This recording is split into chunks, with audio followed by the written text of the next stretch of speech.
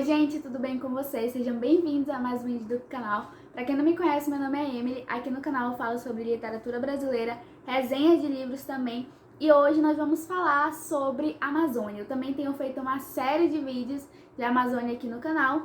Esse vídeo é o terceiro da lista da série. E hoje nós vamos falar um pouquinho mais sobre a Amazônia colonial, sobre a relação do índio com os colonos, sobre a relação das primeiras legislações aqui na Amazônia. Então, se você tiver interesse, se esse vídeo te ajudar de alguma forma, peço que já deixe o like aqui embaixo, se inscreve no canal se você ainda não for inscrito. E se você quiser me mandar alguma sugestão de vídeo, algum feedback de algum vídeo também, o meu Instagram tá aqui embaixo na descrição. É uma honra sempre poder falar com vocês por lá. Quem chegou aqui pelo YouTube e vai pra lá também falar comigo. É sempre um prazer.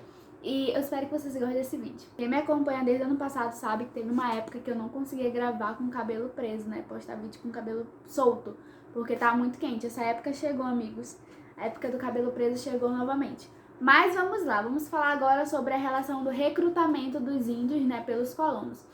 Como é que funcionava o descimento? Basicamente, o colono que queria, né, trazer o índio para servi-lo e para ter a mão de obra indígena, ele fazia o descimento. Uma das formas era o descimento, que basicamente você tirava o índio da aldeia de origem dele e o levava para a aldeia de repartição. Essa aldeia de repartição era a aldeia dos colonos, beleza? A aldeia formada ali, o local, né, formado pelos colonos.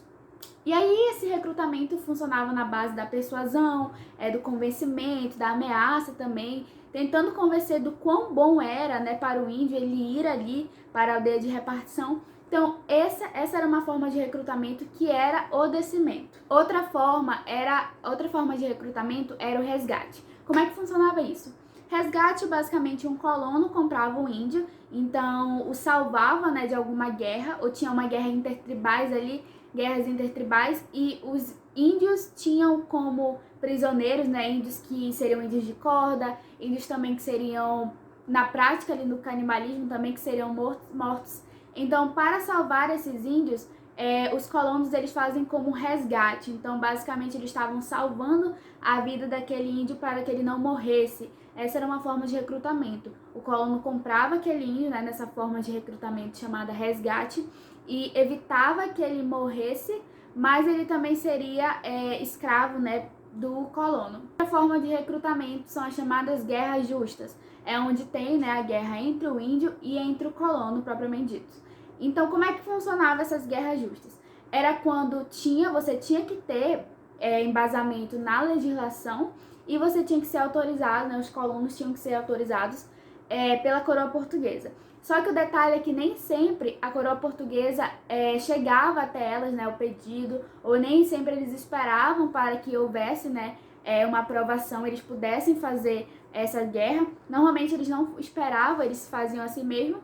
E basicamente eram índios que se revoltavam, não queriam seguir as leis da coroa portuguesa, se revoltavam contra a catequização também. Então, basicamente isso. São guerras, né, que poderiam acontecer entre índios e entre colonos, que deveriam ser aprovados pela coroa portuguesa, mas nem sempre eram. Às vezes os colonos faziam ali um negócio, né, que eles não esperavam a aprovação e faziam a guerra assim mesmo. Então, basicamente, são essas três formas de recrutamento. Recapitulando, guerras justas, onde tem a guerra, né, propriamente dita, entre colonos e índios. Essa guerra deveria ser autorizada pela coroa portuguesa, mas nem sempre era. Também tínhamos os resgates, onde um colono comprava um índio que seria morto ou seria levado ali na prática do canibalismo, né, que era índio de guerras intertribais. E também tinha os descimentos, onde você trazia o índio da sua aldeia de origem e levava para a aldeia de repartição, que era o local, né, dos colonos. E agora nós entramos num ponto muito importante, que é a relação da primeira legislação da Amazônia. E nós precisamos falar sobre um sistema chamado Sistema de Capitães de Aldeia. Primeiramente eu tenho um resumo aqui, ó, vocês estão vendo? Só que se eu mostrar assim pra vocês e explicando, fica ruim porque eu gravo com a minha câmera frontal. Então vocês estão vendo que ela fica ao contrário, né? Como é que vai funcionar? Eu vou gravar um vídeo à parte e colocar no vídeo que vai subir pro YouTube. E aí vocês vão ver basicamente como é que acontecia isso. Eu vou explicar, né, apontando e para ser mais didático. Mas antes eu preciso explicar para vocês quem eram esses capitães de aldeia, né? Qual era a função deles. Então, galera, basicamente os capitães de aldeia eram colonos, né? Colonos, colonizadores leigos, ou seja, não tinham vínculo com a igreja, né? Eles tinham que ser portugueses, tinham que ter uma série de requisitos, mas que deveriam ter boa relação familiar, enfim. Qual era a função dele na colônia, né? Qual era a função deles na colônia? Esse capitão de aldeia ele atuava como representante da coroa portuguesa na colônia. Então, além de representante da coroa portuguesa, ele também funcionava, né? Ele atuava como juiz. Então, ele era o responsável por aplicar penas nos índios. Por exemplo, o índio se recusava a participar da catequização. Então, o capitão de aldeia ele era o responsável por fiscalizar, né, essas formas de recrutamento dos colonos, mas também para aplicar penas nos índios. Além disso, os capitães de aldeia eles eram responsáveis por fazer uma distribuição distribuição dos índios entre colonos, missionários e serviço real. Como é que funcionava isso? Os colonos eram aqueles colonizadores que eles não tinham influência com a igreja, vínculo com a igreja. Os missionários eram aqueles que, basicamente, nós vamos falar depois, jesuítas e entes religiosos, então, influência com a igreja, que tinha ligação com a igreja, e que eles eram responsáveis pela catequização. E o serviço real, né? Eram funcionários da coroa portuguesa. Então, basicamente, os capitães de aldeia tinham essas funções e, principalmente, né, ele atuava como representante da coroa portuguesa na colônia. Agora, se ele vinha pelo sistema de capitães de aldeia, também poderia passar por essas 3 formas de recrutamento. Se ele viesse pelo descimento, eles eram considerados livres e aí iam ser mandados para as aldeias de repartição. Depois, eles seriam vendidos para os colonos, missionários ou serviço real. Se eles viessem das guerras justas ou pelo resgate, eles eram considerados cativos pela legislação e iam ser mandados para o mercado de escravos. Depois do mercado de escravos, eles seriam vendidos para também colonos, missionários ou serviço real. Esse sistema de capitães de aldeia foi a nossa primeira legislação, só que teve um probleminha aí. Como eu falei para vocês, os capitães de aldeia, eles não tinham ligação com a igreja, eles eram colonos leigos. E qual o problema? Nessa época, houve um problema em que a igreja reclamava do tratamento dos índios, dos colonos para com os índios. Então, a igreja ela era contrária à escravidão indígena. Só que, qual era o pensamento da igreja? A igreja se preocupava mais, né, os missionários se preocupavam mais com a relação da catequização. Então, para eles, o mais importante era catequizar os índios, né? Já para os colonos, eles queriam mais a relação da mão de obra, então eles queriam mais usufruir daqueles índios, né? Queria usar os índios como mão de obra. Então, houve esse conflito, porque os capitães de aldeia não eram vinculados com a igreja. Então, diversas vezes a igreja denunciava os colonos, os capitães de aldeia, para a coroa portuguesa por estar havendo maus tratos com os índios. Enfim, foi um rolê. Tendo em vista nessa relação da igreja com os colonos, qual foi a solução da coroa portuguesa? A coroa portuguesa criou um negócio chamado ciranda legislativa. O que significa isso? Ia acontecer basicamente assim. Numa hora, a coroa portuguesa apoiava a escravidão e permitia escravizar o índio. Em outro momento, a coroa portuguesa falava, não, é proibido escravizar o índio, não pode escravizar índio nenhum. Em outro momento, ela aprovava, em outro momento, ela recusava.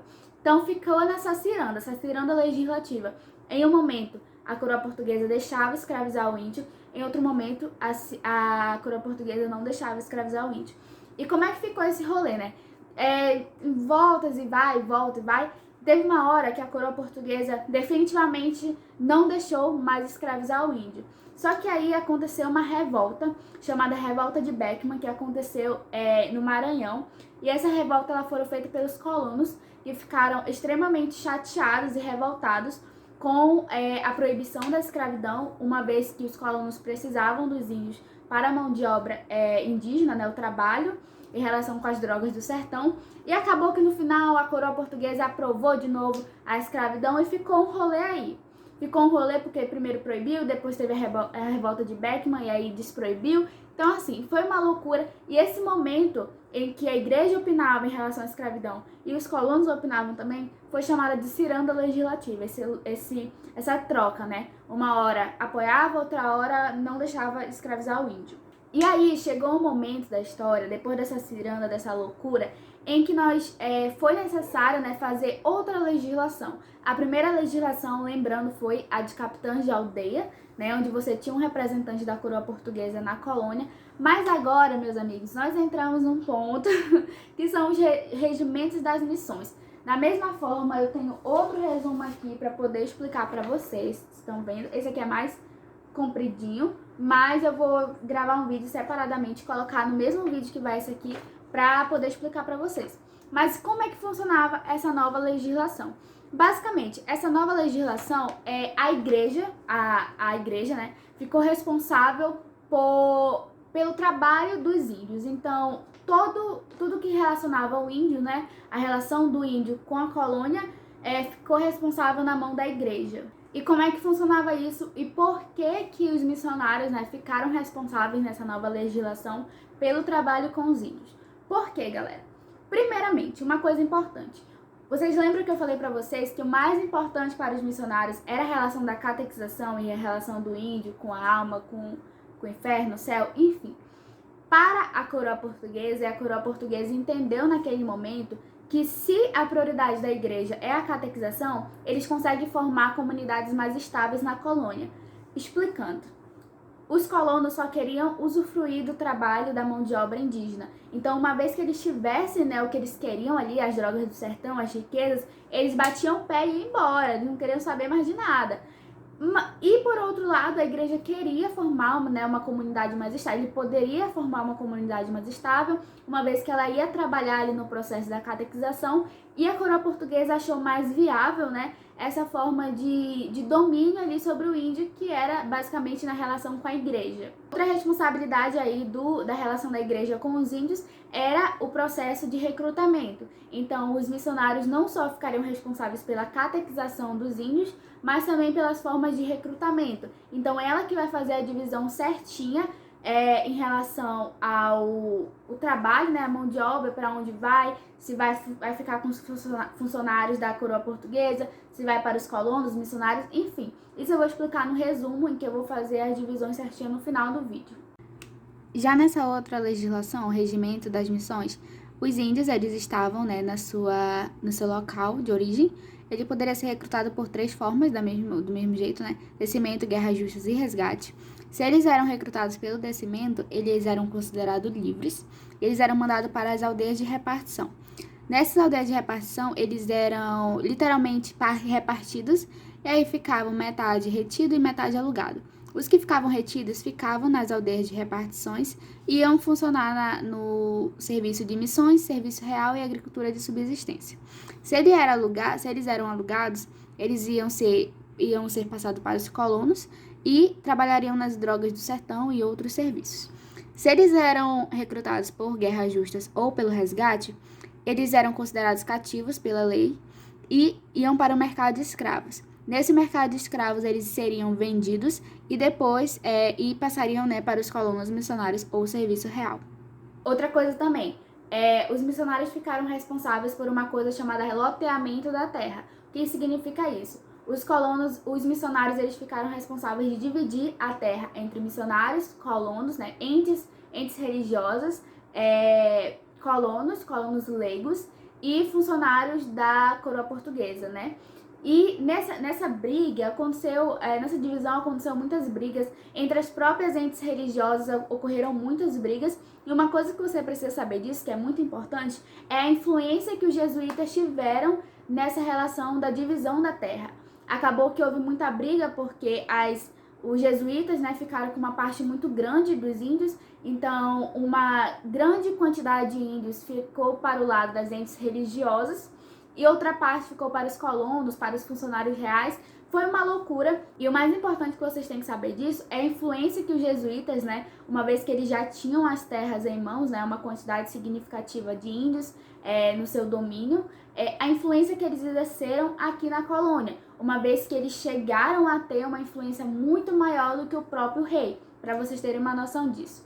E como é que acaba, né, essa relação do índio com a igreja no comando, vai acabar no nosso próximo capítulo, da nossa próxima história de Amazônia, que nós vamos falar sobre o Diretório Pombalino. Marquês de Pombal vai expulsar de uma vez por todas os jesuítas daqui da colônia, e aí vai começar outro período, uma outra loucura na nossa história da Amazônia.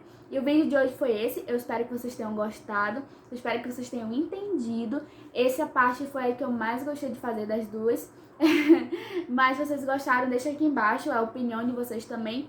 Se vocês tiverem alguma coisa para acrescentar, também pode deixar aqui embaixo. Qualquer dúvida, lembrando, nos comentários ou no meu Instagram, deixando aqui embaixo novamente o meu Instagram na descrição. E é isso, galera. Um beijo, até a próxima. Tchau!